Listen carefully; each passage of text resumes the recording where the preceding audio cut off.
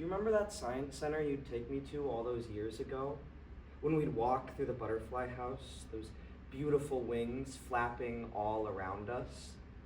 You have a picture where one landed on my head, and I felt like Michelangelo's Adam, touched by the outstretched hand of God. I was always so mesmerized by how they could transform from ground bug to sky bug with the whole chrysalis thing. Or are they called cocoons? I think one of them is for moths and one of them is for butterflies. I'm not sure though. Anyways, I'm pretty bad at ending letters, so I'm just gonna do that now. Bye, true. Ground bug to sky bug. I can never make sense when I write about my feelings. I actually found the metaphor quite touching. Ah! How did you get in here? Okay, how long have you been listening to me? About a week. Boss wants us to do some observation, field research or whatnot. Helps us cater to you more effectively. What does any of that mean? Right, I'm getting ahead of myself. Do not be afraid! I have brought good news that will be a great joy to you. God has sent me, the angel, Esther, down to earth to deliver a message to you, Stewart. It is with great pleasure that I inform you you have been chosen as the next woman on the moon. The next what? Where? And did you say what? The next woman on the moon. Okay. I thought we stopped going up there in the 70s. Oh, you did. Normal humans. But you are not a normal human. Ouch. I do not mean that in a bad way. No normal human could be the next woman on the moon. I am so lost. All right, I'll start at the beginning. Are you familiar with Genesis? Like the first book of the Bible, that Genesis? Yes. On the first day, God said, "Let there be light," and the whole sequence after that. Right. Well, on the seventh day, God rested. Because on the eighth day, his most important work was set to begin. Hold on, the 8th day? The one where God chose a beautiful woman to grace the face of the moon. I do not remember this part of the creation story. It was lost in translation, but it's true. On the eighth day, the first woman on the moon debuted, and ever since then, when the woman has decided she's had enough time, she goes to God and says, "I'm all done," and God seeks out the next. Do you have any questions? Well, you know, what's she doing up there? The woman on the moon? Who will dance with the waves in the sea? Who will sing with the stars in the sky? Who will keep the sun company in the lonely expanse of space? And who will look down at all who gaze up, radiating with silver love? The woman on the moon? Or... Me? Yes! Am I starting to make sense? I've been quite nervous about all of this. Yeah, you've been great. Does heaven have like a Yelp? Can I leave a 5-star review? Halo is extra bright, out of the great ambiance to my room. I do not think that will be necessary. All I ask is that you enjoy your time up there. Okay, so what's my next step? Right, the next step. I need to check your levels of vivacity admitted. Which means... It's just a fancy way of seeing how alive you are. I don't know why we don't just call them aliveness levels or something like that, but apparently the reason's really important. Well, I'm pretty alive last I checked, you know, heart's still pumping. Dum-dum. Oh, that's not quite what I meant. The levels of vivacity admitted are measured in a different way. Is there like a scale, a measuring stick? Ooh, an aliveness thermometer, eh? Oh, I guess you could say I am the aliveness thermometer, as in I take the readings myself. And you do that by... Placing a hand on your head and peering into your soul. Did you say in to my soul? Like you're gonna see all of it? Well, yes, it's the only way to do it. It's just a matter of opening up a bit and being a little bit vulnerable. Right, and I'm always doing that. Think of it as like getting a shot at the doctors. or presenting a scene in an acting class. You just gotta get it out of the way. Okay, those are two things I think of entirely differently. How about I ask really nicely? Can I please, pretty please peer into your soul? Yeah. Yay! Sure, but can I ask one question first? Of course. Okay, you said woman on the moon. Yes? But what about... Oh, do not worry about it. God chose you specifically. Oh, Does that call your fears? sure. Let's just get this over with.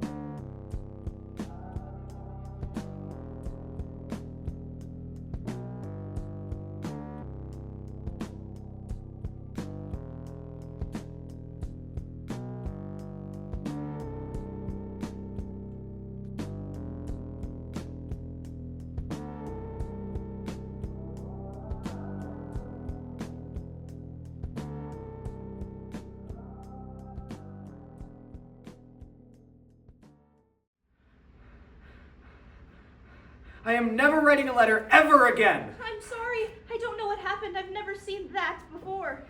What went wrong? I do not know how to put this exactly. Been there. My ratings were low.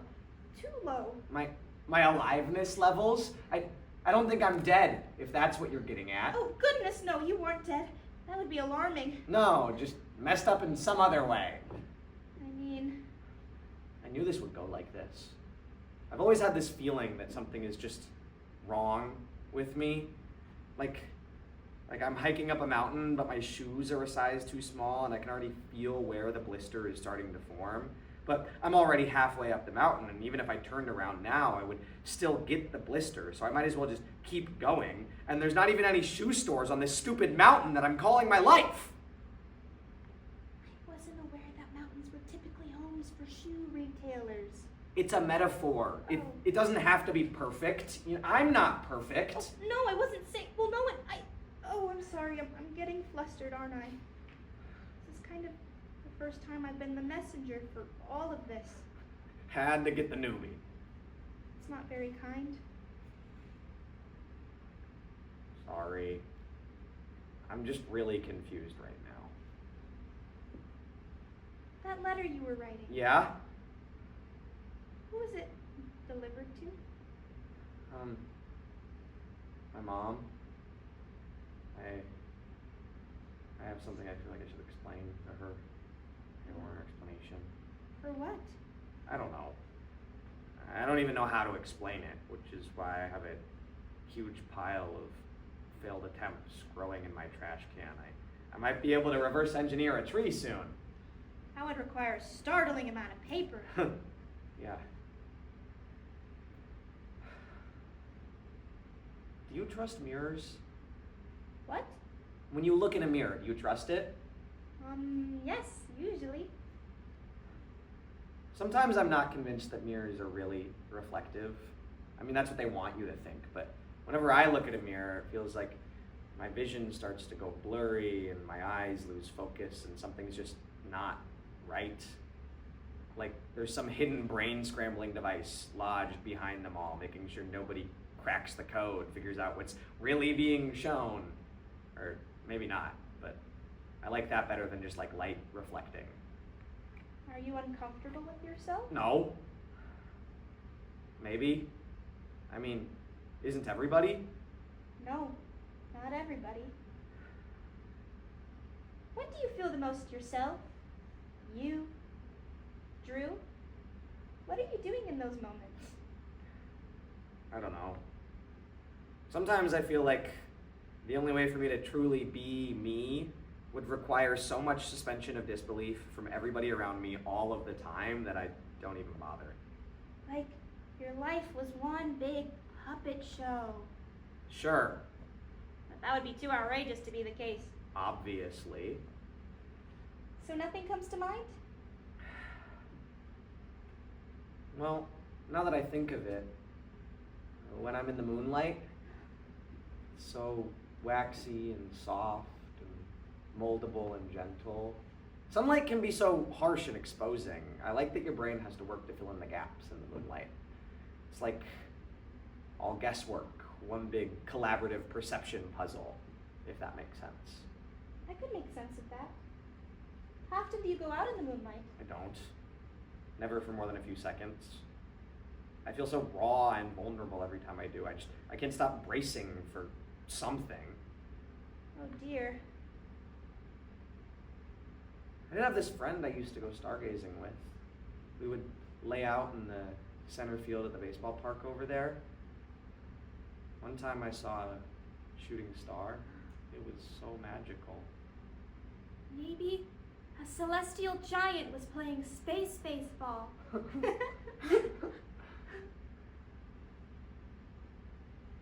I haven't seen her in a while. My friend. Why? I got scared. I couldn't open up. Like if my body contained 1 million explosions, then the right thing to do would be to keep those to myself, so that at least I'm the only person exploding, right? Containing 1 million explosions would probably be detrimental to your health. Well, yeah, but that's what it feels like, though. I mean, shouldn't you know that? Didn't you just go inside my head? Don't you know me inside and out? Well, I saw a lot of things in you, but the main one was fear. Well, I am afraid. You're asking me to go up to the moon and be super important and make sure, space and the heavens don't come crashing down. That's a lot of responsibility. God chose you specifically. You already told me that, and the last time you did, right after, you went inside my head and showed me a bunch of things that made me feel really bad. Is it supposed to be reassuring this time? Supposed to. Well, it's not. I don't think I'm right for this. You are. You just need to confront some things first. Is it all my job? I mean, I have better things to do, I think you're wasting my time. I'm gonna leave, and don't float into my room again. Okay, I can respect that boundary, but may I please say something before you depart? Fine, go ahead. Trust me when I say you will figure it out. Maybe you could try writing that letter one more time. Not what I needed to hear.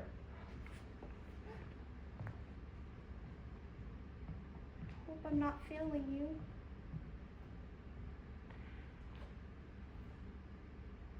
It's so hard to be good at something that you've never done before.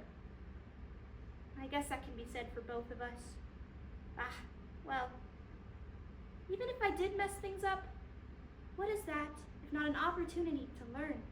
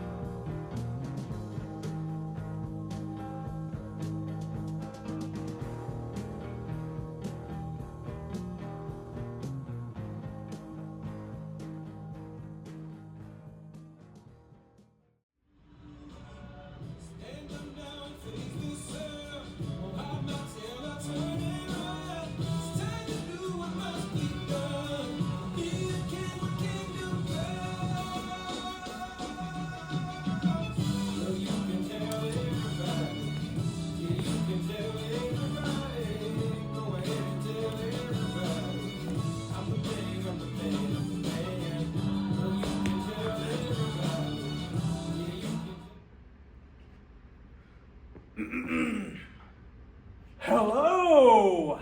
Hi, what's your name? Well, I get called a lot of things, but you can call me God. I know my appearance can be a bit intimidating, but I can't help it. Intimidating. That's a way to describe it. Well, there's a whole list of adjectives people like to attach to me. My favorite was when Heaven Weekly called me spiffy once. I always felt like I had to live up to that. That's not exactly what I... Well, how did you point it out? That is a great outfit. Oh, shucks. I mean, spiffy. What an apt word. Oh, well, now you're just buttering me up. Is it because I'm all powerful, or do you really mean it? I truly mean it. I have never seen anything like you. Well, thank you. You know, it's not often I come down to talk to humans, but I'm glad you're being so kind. Maybe Sunday school should spend more time talking about your fashion choices. You might just be onto something. Everyone always wants to talk about the Word of God. No one wants to talk about the style of God. Priorities all jumbled. Yeah. Well, I could talk fashion with you all week, but I have a feeling that there's a different reason as to why we're talking right now. Isn't it obvious? I sent the angel and everything. The moon thing? Yeah. Look, I don't think I'm the right person for this. I mean, I've never wanted to go to space because I feel like this ship would explode or my suit would run out of oxygen or something else would go wrong, and I've never wanted to go to, I think actually I'm really afraid of heights, and the moon is really high up there. Is that really the part of a woman on the moon you're so afraid of? No. Tell me about that. I mean, I was just going with the flow when Esther was pitching it to me earlier. What else are you supposed to do when an angel floats into your room? I've told Esther she needs to work on her entrances. She tells me I'm the next woman on the moon, and I think it's some big prank. I mean, me? A beautiful woman? On the moon? Yes. Does that sound like me? Does that look like me? Is that something I'm capable of being? Yes! How? The answer is inside of you. I have no clue what you mean by that. There is a beautiful woman in your chest. I mean, if my X-ray vision's still working right. What? I believe Esther said you described it as 1 million explosions. Sometimes a beautiful woman is 1 million explosions. Huh. Well, if nothing else, it's at least comforting that God makes nonsensical metaphors too. It is no metaphor. Embrace the explosions! An embraced explosion? I think that's an oxymoron. Look, I chose you. And I think you chose wrong. And even if I did, the moon is waiting for you. And if it makes you feel any better, I've been doing this since the sun came up for the first time, and I haven't been wrong since. Oh. I know it's a little on the nose, but you can have some faith in me. All right. But I have some questions for you first. Fire away. What's up with my readings? Your what? My vivacity levels when your angel went inside my head and showed me everything wrong with me? This will make it clearer.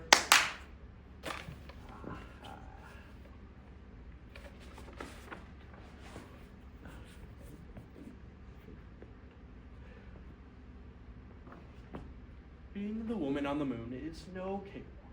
There's a lot you're responsible for. The dancing with the stars, playing tag with the sun, sending sweet little moonbeams down to earth. But the most important ingredient to all of that is love. See, that is what the moon radiates. Love. I know you're capable of this. I see a great potential to love inside of you, and that is why I made the choice that I did. Well, I don't think I'm some great lover. I mean, when I think about love, it feels locked up in some box super far away that I'll never be able to find. Well, your levels were low, weren't they? Fair point. But don't let that dishearten you. Love is a skill. It's something you work at. You put effort into maintaining it. Everyone starts somewhere. Where do I start?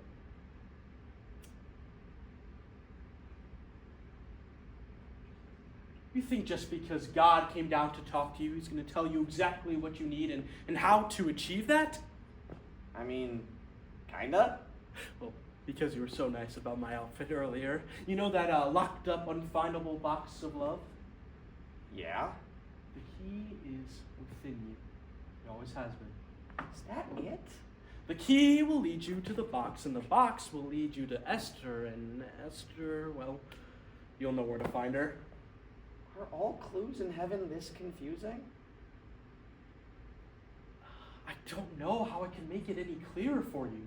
Dragging you to the answer by the ear would just rob you of the experience of finding out for yourself. I don't know, I got remarkably tough ears. You could give it a shot.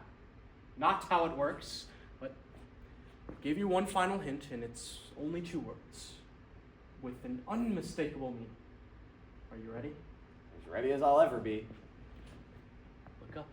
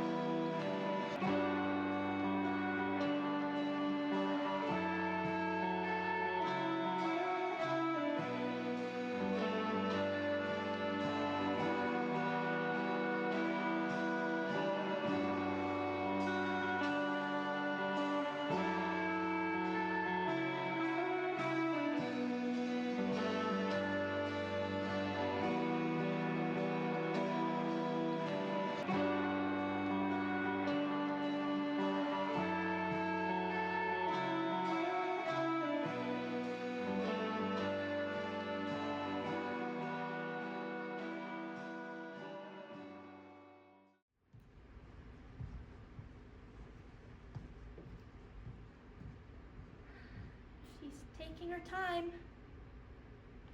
That's a good thing, though. I think.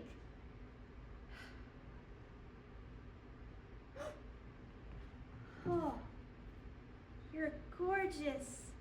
Wow, the colors. Can I talk to you for a minute? I have this thing that I feel nervous about. I feel like I'm not doing good enough for this person. Sounds stupid to say out loud. I mean, she's the one doing the hard thing. I'm just trying to be supportive. But I do feel like not doing enough in general. And I've been trying to figure out a way to make up for that. What if the next time I see her, I apologize excessively and profusely and an over-the-top show of my support in the ways I have been deeply affecting? Yeah, you're right, that'd be stupid. Well, what would you suggest? Just try my best? Over and over again? Why didn't you say that earlier? Oh, that's perfect. I need to write this down. Hi. You're here. I was just talking about you. You were? Only good things, I swear. I met your boss. He's great, isn't he? And so fashionable, I had to say something. I bet he loved that. He really did. Did he tell you where to find me? Not exactly, but also not exactly. I figured it out. You seem to be pretty good at that. Figuring. Yeah, I also figured out my vivacity levels. I mean, God spelled it out for me, literally, but I got there. He's always been strangely fond of acrostic poems. Yeah. Well. Yeah. Look, I wanted to apologize for earlier.